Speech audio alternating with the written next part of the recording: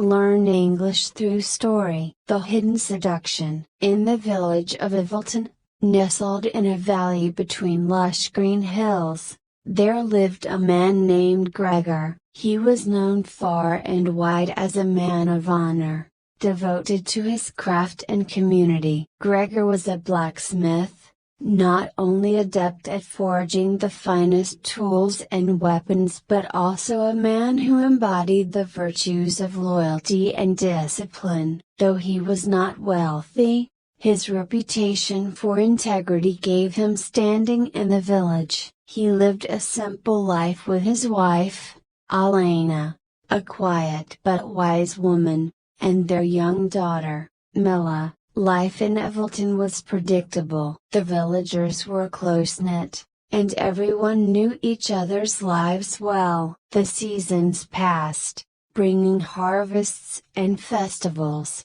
trials and celebrations, yet Gregor remained steadfast. His life was built on routine. He rose with the sun, toiled in his forge, and returned home to his family each night. One autumn day, a stranger arrived in Evilton, setting the stage for a story of temptation and hidden seduction that would test Gregor's moral resolve. Her name was Lyra. She was a traveler, or so she claimed, seeking temporary shelter in the village as she passed through. Lyra was unlike anyone Gregor had ever seen. She was beautiful. Of course her beauty was unmistakably, but it was more than that. She possessed a presence that commanded attention, a magnetic quality that drew the eyes and the thoughts of those around her, even before she had spoken a word.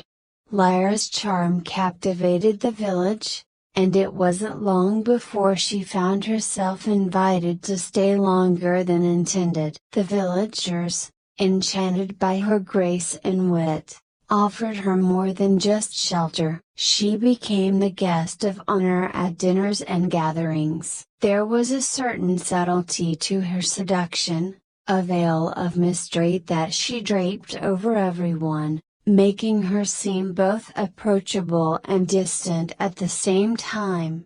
Gregor, at first, barely noticed her presence. He had work to do, after all, and a family to care for. But Lyra had a way of making herself known. One evening, as the village celebrated the end of the harvest, Gregor found himself seated near her. The conversations flowed easily, and to his surprise, he was drawn into her orbit. They talked, not about anything significant, but Gregor felt her presence as though it was a current running beneath his skin, awakening something dormant within him.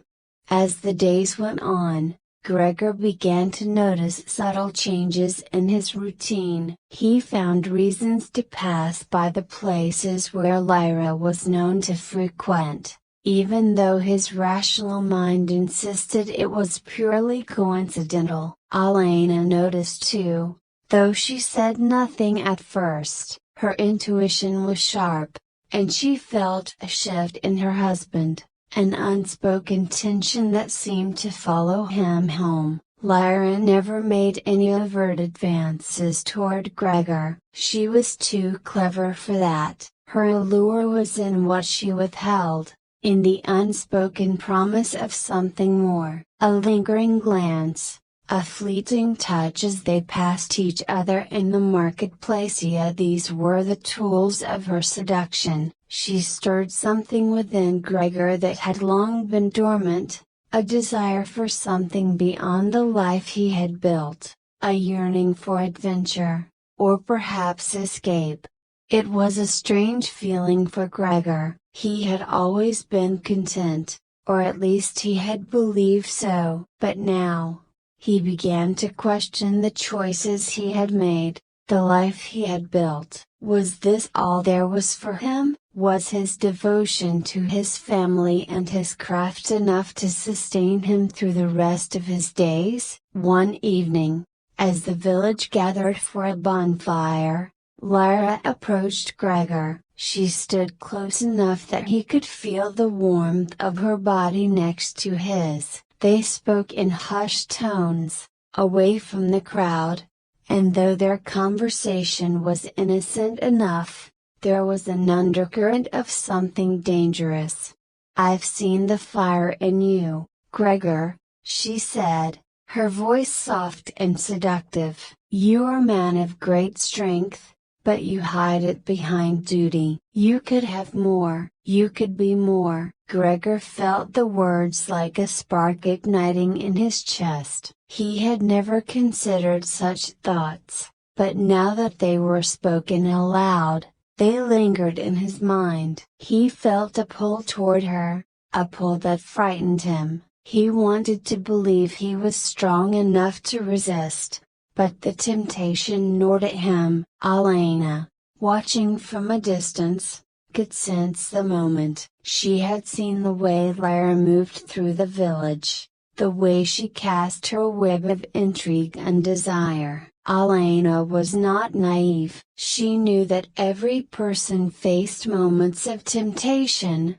moments where the path of righteousness seemed too narrow, too confining. But she also knew that the true test of character was in how one responded to such temptations. That night, after the bonfire had died down and the village returned to their homes, Gregor could not sleep. His mind raced with thoughts of Lyra and the possibilities she had hinted at. But beneath the excitement, there was also a deep sense of guilt. He loved Alena, and he loved his daughter. What was he doing allowing such thoughts to take root in his mind? Alena, lying beside him, broke the silence. "Something troubles you, my love." Gregor hesitated, unsure of how to respond. "It's nothing," he said finally, though he knew it was a lie. Alena turned to face him,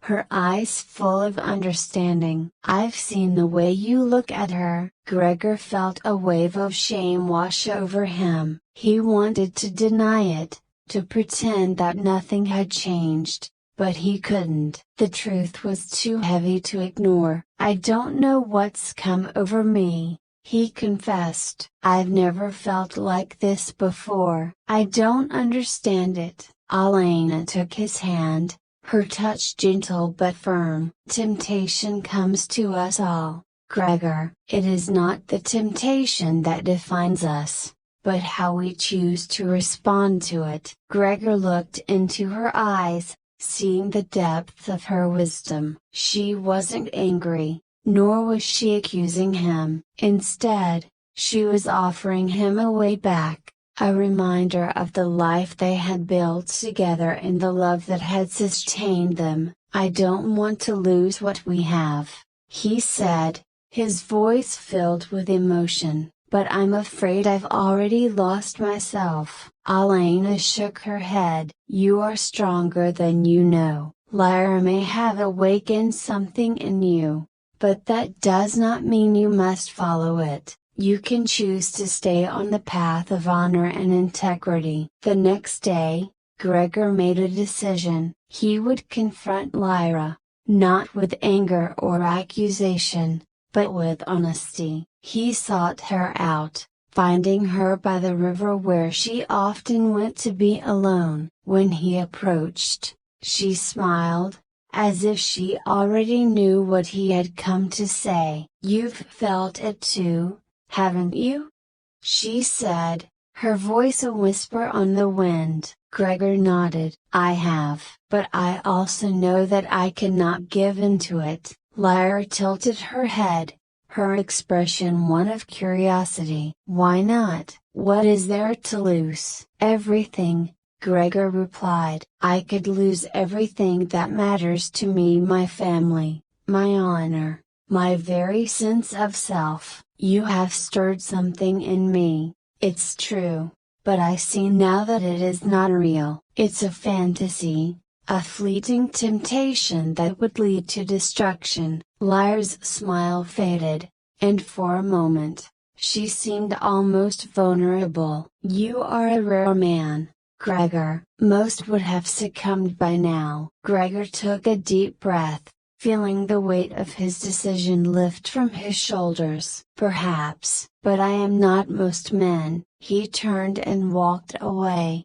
leaving Lyra by the river. As he returned to his forge, to his family, he felt a sense of peace that he hadn't felt in weeks. The temptation was still there, lingering like a shadow, but it no longer had power over him. He had seen it for what it was, a hidden seduction, a whisper that sought to lead him away from his true path. In time, Lyra left the village, moving on to another place as mysteriously as she had arrived. Life in Evilton returned to its familiar rhythm, and Gregor found a renewed sense of purpose in his work and in his role as a husband and father. The lesson lingered in his mind, a reminder that temptation often comes in the guise of something beautiful, something desirable. But beneath the surface, it carries the potential for great harm. The true test of character is not in avoiding temptation, for it will always find its way into our lives, but in recognizing it for what it is and choosing the path of integrity despite its allure.